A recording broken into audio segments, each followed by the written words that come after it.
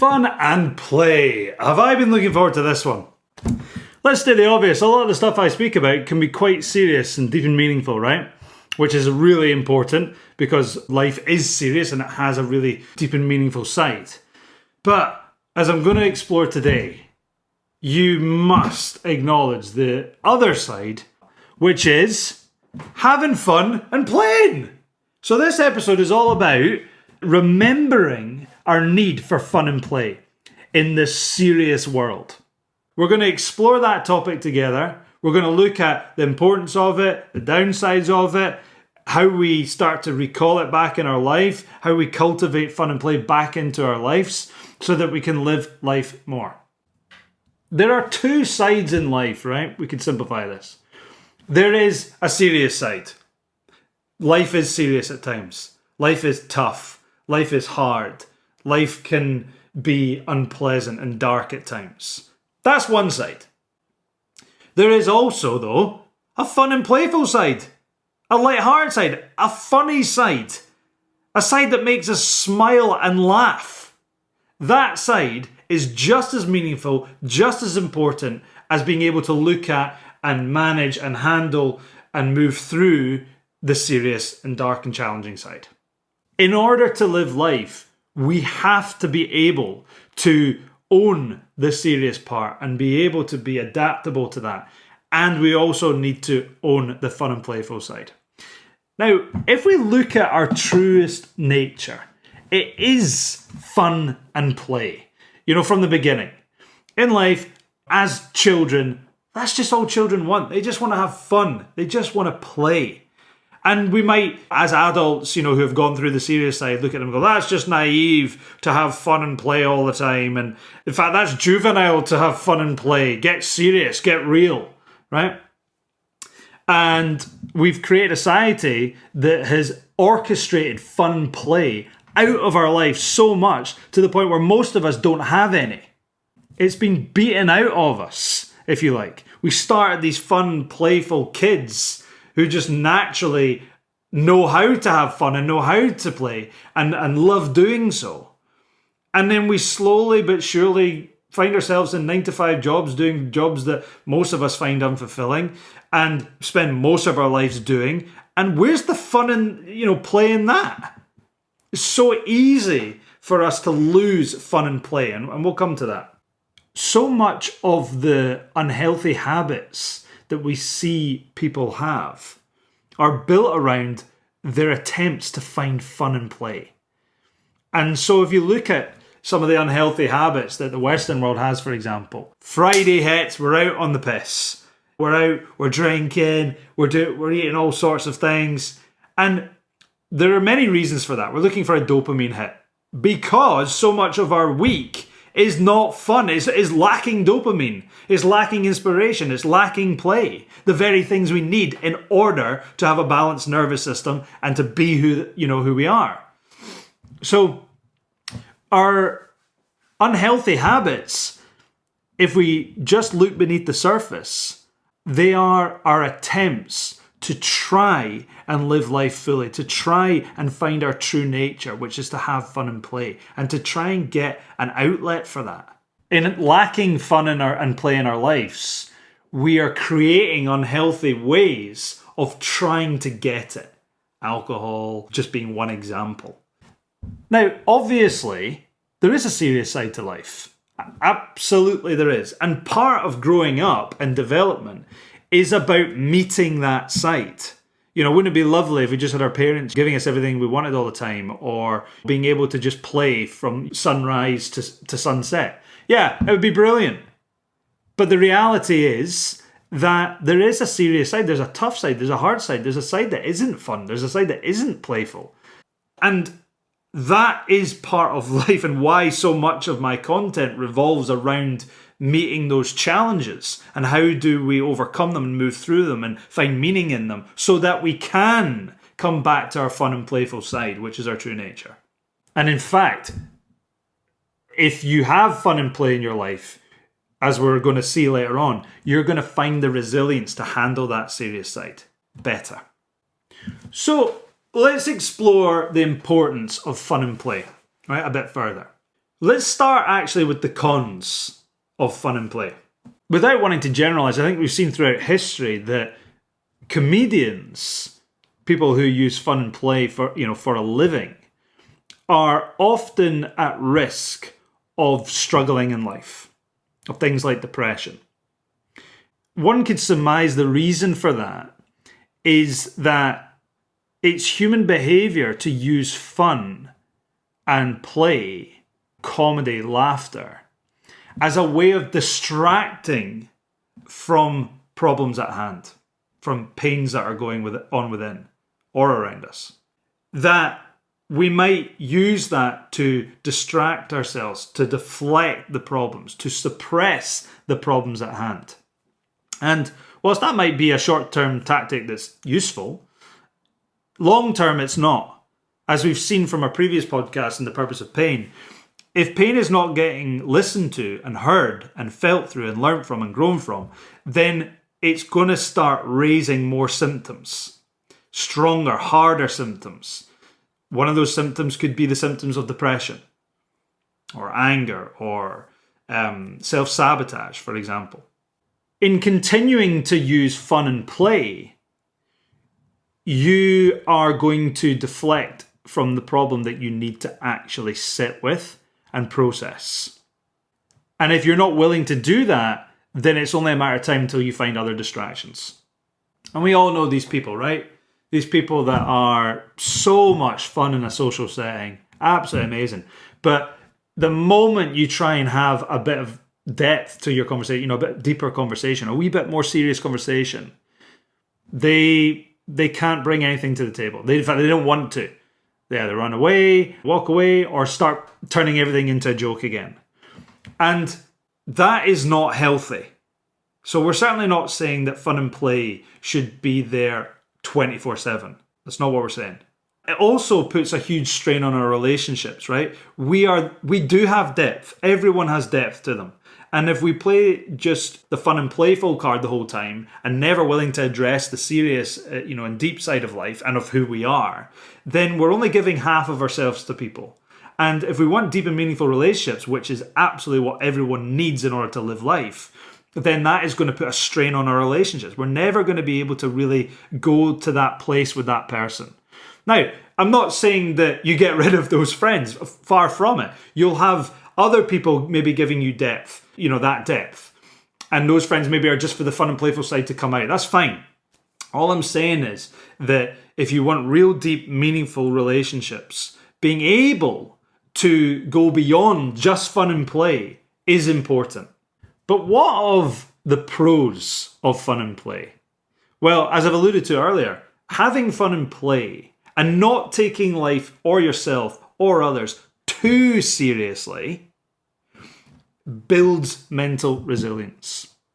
There are huge biological benefits of fun and play. Just a mere Google will let you, gain insight to them. In terms of the reduction of stress hormones and the promotion of more well-being hormones, if you like, dopamine, oxytocin, these types of things. So it's neurologically protective. It is protective of our own life force. It is allowing of our own life force to come out, of who we are to be expressed. So it's absolutely essential.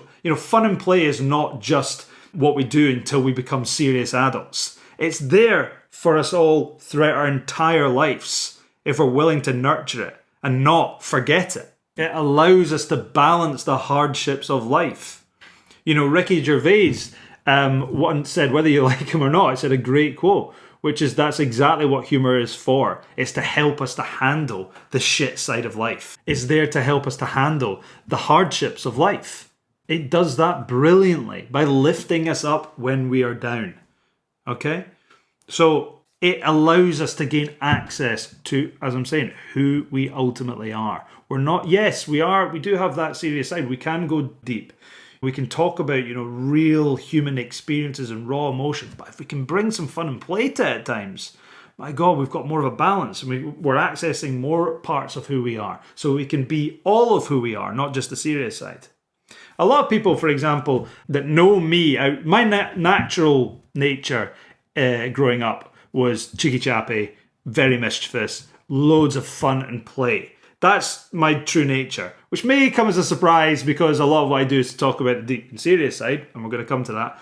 But when I think about a challenge that I've had in life, when I was in my teens, where I was struggling with panic attacks, anxiety, really difficult scenarios for a young man to be going through. But I look back at some of the things I was still able to do at that time, and I think, how did I do that? How did I sit exams? When most of the exam I'm sitting there like thinking, oh my God, I might need to get out, and sweating about that. One half of my mind's thinking about how do I get out of here, and the other half's trying to sit an exam. How did I do that? And the same thing with all my studying throughout, in classrooms and things like that. How did I manage to navigate life at that time and manage to not completely fall apart? And I know that a massive reason for that is fun and play. The fun and play that I had in my life. School for me was not about going to school and getting good grades. It was about having fun with my mates. That is what it was about. It gave me an opportunity to express that part of me, which is a huge part of me. I was fortunate to have such great friends, and not just friends, but even the other classmates that were around me, the teachers, the mentors, so many people that allowed for fun and play to happen. Well, there were times when they didn't. If I didn't have the banter with my friends at that time, I would have struggled way more. If I didn't have that avenue for fun and play to come and balance the equation of the hardships that were going on, I would have struggled way more. And in fact, that is what started to happen later on in my life. When I went through those challenges in my teens, as I've mentioned before, it gave me this yearning to try and understand what the heck was going on, what had caused it, how these things happen. And then when I eventually overcame it, how did I overcome it? That really started to spark an interest in me. But the fun and playful, while there were still hardships going on, the fun and playful side of me was still getting expressed. And then I left school, went to university, and that fun and playful side still had a chance to be expressed. And then a few things happened when I was at chiropractic college where all my fears returned. And so now it was like, well, hang on a minute. Fun and play, like, put that to the side. All this stuff has come back. All these fears and panic attacks and not being able to like get on planes again. And these things that I thought were gone in my life are now back, which is even more terrifying. I thought like that was it. So I then didn't just go from an interest in wanting to know about the mind and body and life and how to live it well. I went down a path where I had to know. And so to know about that stuff and how to overcome hardships and why hardships happen, you go through a very serious time. If you're struggling with those hardships, life is serious. It's not fun and playful in those moments. And actually, to try and paint a picture of fun and play is actually to totally discredit the experience of how hard that can be, or how hard that actually is. And so I learned everything that I could. I wanted to learn everything I could about this serious side of life in order to know how to live my life better and also to help other people do the same. So I would spend so many of my weekends on top of my 5-day-a-week master's degree doing extra courses and seminars and conferences that were all about the mind and body and how to live life well. But I still had friends, right? I was still a student, so fun and play was still part of that. And then I suppose, if you like, I entered the real world where I was properly in adult life, right? Where you graduate, you're now in a zone where you have to find a job. For me, being self-employed, you have to do your own accounts, your own billing system. All of this not very fun side. Not only that, I moved to a part of the world in the south of England where I didn't have friends around me. I was alone in that sense. I just had people that were at work who I loved, but my avenues for fun and play became narrower and narrower. And then a lot of blows happened in my life. There were a lot of serious stuff started to happen. And eventually, over the years, when you throw trauma into the mix, I didn't feel that fun and playful side. Do you know who I felt like? I felt like Fun Bobby out of Friends, if you ever seen that. Started to think of myself as Fun Benny. It was... I would become like that. All that fun and playful side of life that had been such a dominant part of who I was and what I did was all of a sudden pretty much gone. And everything was serious. And everything felt darker. And then one blow after blow after blow, then you find yourself in depression. And struggling to even feel fun or feel authentic laugh inside. And that is dark when that happens. I suppose I'd become overwhelmed by the serious side of life. They were the cards I was dealt, and fun and play wasn't there in I couldn't orchestrate it into my life because everything was serious adult life. And it didn't help me process what was going on. And then I became a dad. And I don't want to paint a picture that there was no avenues before. Of course, I still had my friends, but they all lived away from me. And of course, I had my family, which I had fun, and colleagues would be fun, and patients would be fun. I don't want to paint a picture that there was absolutely no opportunities for fun, but they certainly weren't enough to rid me of the overwhelm of the serious side of life and over that depression that was there. And then I became a dad, and ironically, part of becoming a dad involved huge trauma of watching my wife nearly die and my son in front of my eyes. That was horrendous, but it also gave me an opportunity to start to find the fun and playful side again. This was my avenue again for finding fun and play in my life again, was my son and being a dad.